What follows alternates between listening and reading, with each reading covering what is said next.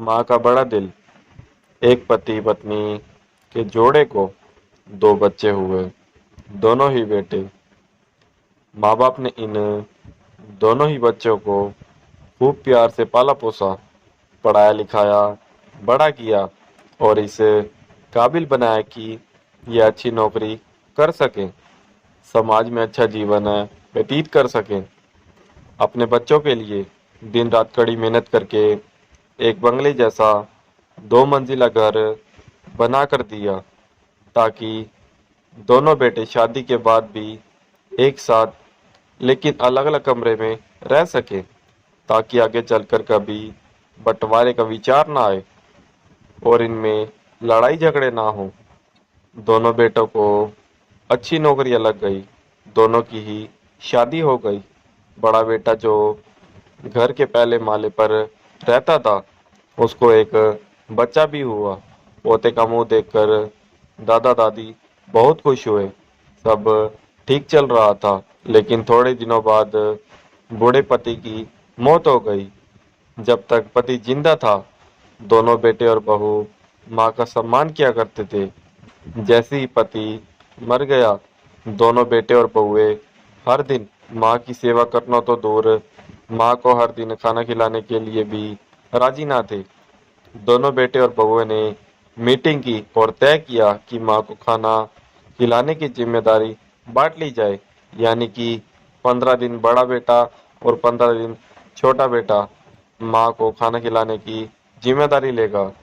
जिन बेटों को बिना दिन रात देखे भूख ना होते हुए भी मनचाहा खाना हमेशा खिलाने के लिए जो माँ तैयार रहती थी, अब उसी माँ को बेटों के यहाँ पर दिनों के हिसाब से खाना दिया जाता था। माँ का दिल बड़ा था।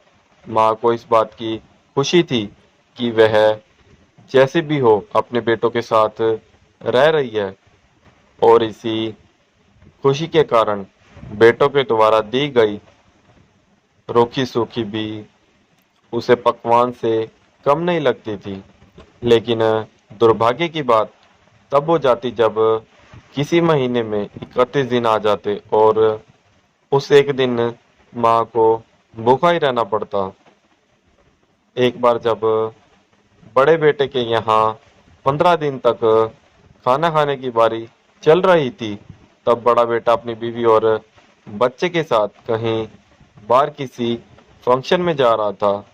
बड़ी बहू ने माँ से कहा, माँ जी आज खाना नहीं बनाया है, हम बाहर जा रहे हैं, वहीं खाएंगे, आप अपने लिए कुछ पका लेना और खा लेना।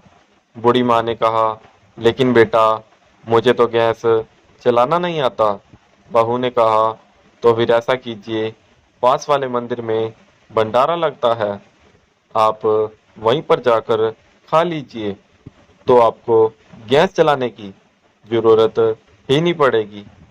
पास में ही खड़ा बेटा और पोता यह सब सुन रहे थे, लेकिन कोई कुछ नहीं बोला।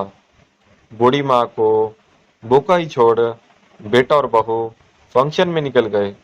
माँ को थोड़ा दुख तो हुआ, लेकिन फिर अपने आप को यह सोचकर मना लिया, ठीक ही तो है, कभी कभी बहू को भी घर के काम से आराम मिलना चाहिए, और भगवान का भंडारा खाने का सौभाग्य किस्मत वालों को ही तो मिलता है। माँ खुशी खुशी मंदिर में जाकर भंडारा खा आई। कुछ दिन ऐसे ही बीत गए। एक दिन बड़े बेटे को छुट्टी थी। बेटा, बहू और उनका बच्चा अपने घर में एक साथ ही समय बिता रहे थे। माँ बाप छोटे बच्चे को पूछ रहे थे कि वह बड़ा होकर क्या बनना चाहता है और क्या करना चाहता है।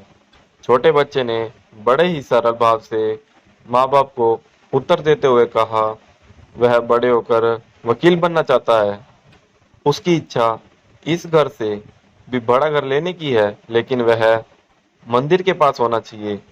माँ बाप ने पूछा, घर के पास मंदिर क्यों होना चाहिए? तब बच्चा माँ बाप से कहता है, घर के पास मंदिर इसलिए होना चाहिए ताकि जब मैं बड़ा होकर किसी फंक्शन में बाहर जाऊं तो आप दोनों को ज्यादा तकलीफ ना हो। मंदिर नज़दीक रहेगा तो आपको ज़्यादा दूर जाकर भंडारा नहीं खाना पड़ेगा।